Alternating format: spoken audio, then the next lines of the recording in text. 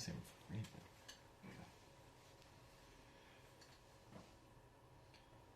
roll my sleeves up. Tell we've been working hard here today.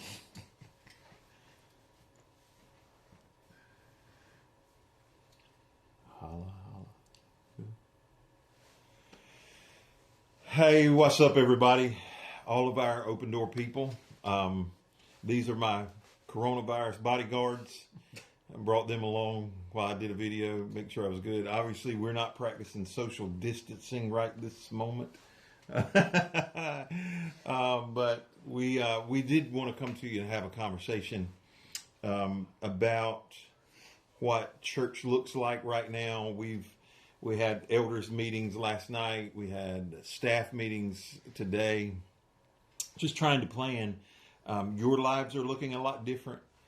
Our lives are looking a lot different. What we normally do at church is changing rapidly. And the first thing I want to say to everybody here that's watching, particularly if you're a part of Open Door, your willingness to allow us to stretch a little bit a few years back when things,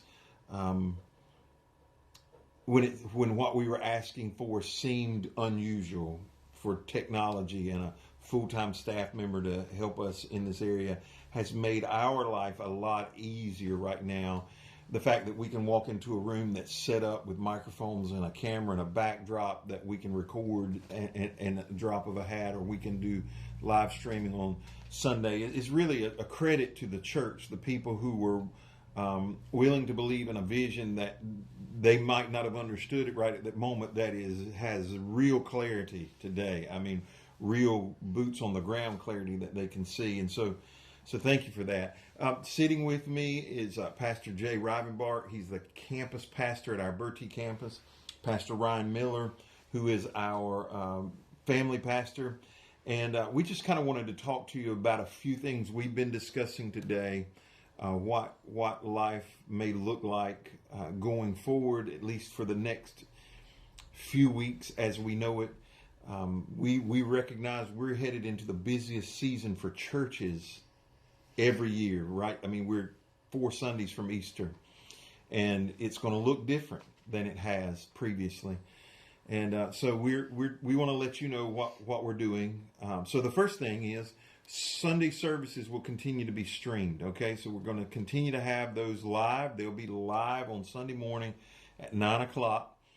We've always streamed that service. We'll continue to stream that service. We'll be in the building as long as they'll allow us to leave the house and come to this building. We're going to stream them. And if you don't understand our model, it's a one church with multiple locations. So it's Open Door, but we meet at Bertie, we meet in Edenton, we meet online. And so this coming Sunday, Pastor Jay, he's going to bring the message. I'm going to be here. I'll greet you. I'll do the beginning of the service. Pastor Jay's going to preach. Some of the musicians from Bertie are going to be playing with us.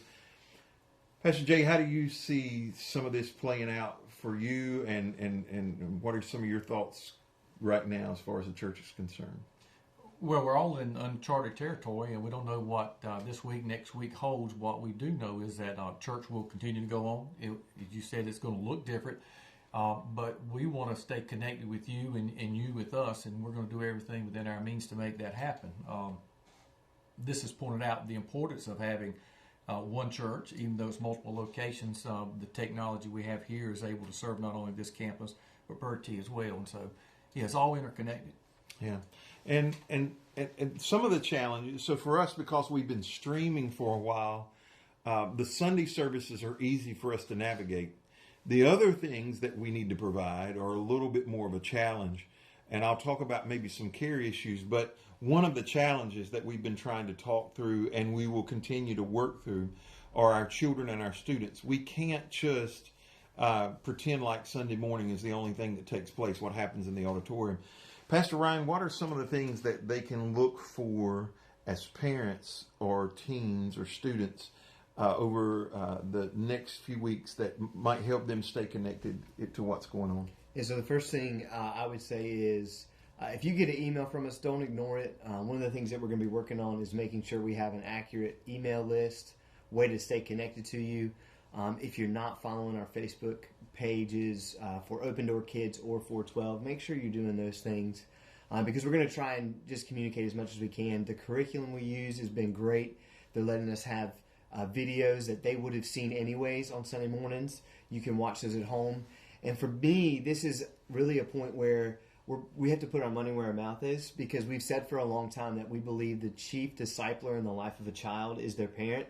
And now it has to be. They get that chance. Yeah, now this is the time where you can step in, and we're going to provide all the resources we can. Yesterday on our Facebook page, I posted a link on how you can talk to your kids about crisis. I have some more stuff I'll be sending out, and I think eventually we'll have some more fun. Our students is a little different because a lot of them are already involved and engaged in social media, and so we're looking at ways to be creative.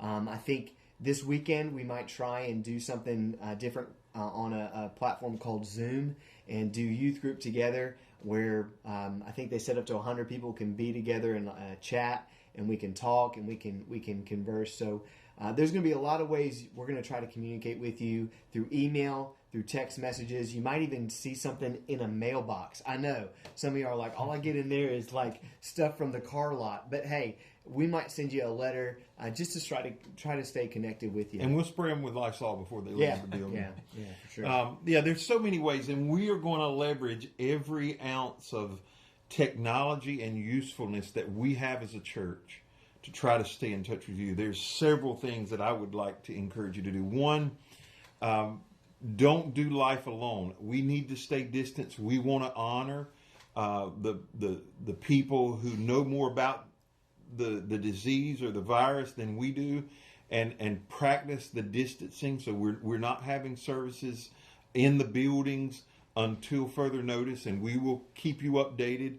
You will know by Tuesday when we're going to start back on Sundays. Okay, so if you don't hear from us on Tuesday that we're having church on Sunday, then we'll continue right now as normal. That's the first thing. But we're gonna leverage technology to the best of our ability. Don't do life alone. I had several people say, "Hey, we invited somebody over to our house on Sunday. We watched the sermon together." It's a great opportunity for you to do that, to have a conversation, even if it's just with your family. We stream on Facebook, YouTube, and our website. Particularly YouTube and the website is friendly to broadcast to your TV, right from your phones. A lot of the smart TVs just have the ability to hit a button from YouTube, and it'll show up right there on the screen of your TV. Bring your family into the room, your kids. Watch the sermon. Have a conversation with them after it's over with. You're right there in your living room, and there's no better time to do that. Listen, we can look at this as a crisis, or we can look at it as an opportunity. We believe we're trying to view it as an opportunity for us to continue to meet the needs, to stretch ourselves, for our families to be discipled together, for them to build relationships, for them to see the spirituality aspect and their responsibility of it. And so we want you to be a part of that. Another thing that I would tell you is, if you see someone in need, let us know. There'll be a card at the top of the website, visit opendoor.info page, that if you know somebody who's in need, you'll be able to send it to us, contact the church. We will mobilize some people to go help them. If an elderly person needs groceries, yesterday that was the need, and we were able to assist with that. And we want to continue to be able to do those kinds of things. If you know someone who is in need, we want to do that. The second thing is, I would tell you, if you're young and you're healthy and you see a call to action, help us out. So the hospital in 2 places asked for a blood drive, okay? Because there's a shortage because of cancellations. We answered the call, and tomorrow here at the church between 2 and 6, we're going to host a blood drive. They have things in place, so when you drive up, you're going to be asked to wait in your car, so you only come in when it's time to give blood. But we want to assist. We're going to do the same thing with our food drive next week. It's going to be a drive-through setup, and we're going to mobilize some people who are healthy and strong and not at risk, because just to be straight with you, many of the people who serve in our food giveaway are at high risk. They're elderly or older. They fall into that category. We need younger people who are healthy that aren't at much risk, that can come and serving that. So if you know somebody who is in need, let us know. We want to be a part of that. And we are going to constantly be working. You may get a text from one of the three of us. You may get a text or a call from a deacon. It is our goal to contact every single person that is associated with Open Door over the next few weeks so that we stay connected with you.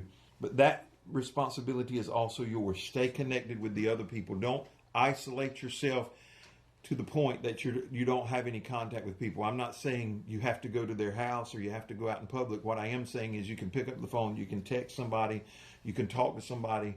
We're exploring some other options that pre-service might put some of us together virtually. We just don't know. There's so much out there that's available to us. But what we do want to do is continue to be what we believe the church is, the hope of the world. We want to continue to provide you with peace and strength and hope and love and guidance through Jesus Christ in these times that are uncertain for all of us, but we can depend on Jesus. Do either of you guys have anything you want to share before we... No, just to reiterate, as Pastor Ryan said, there'll be a lot of communication going out to you. Don't ignore it. It's there for a reason. And don't hesitate to communicate back with us what your needs are and concerns, and so we can stay connected. Listen, we love you guys. We're challenged right now. This is new territory for us. And if we make a misstep, or if you're watching this and you go to another church and your pastor makes a misstep, show some grace. They're doing the best they know how. We're all doing the best we know how. But what we want to do is make sure that we keep Christ at the center of our lives in the middle of the worst of circumstances. So practice safety, practice precaution, but let's continue to grow spiritually. I appreciate you being a part of this, and we're going to talk to you on a regular basis. So check back here on social media on a regular basis. If you don't, we'll see you Sunday morning online live at 9 a.m.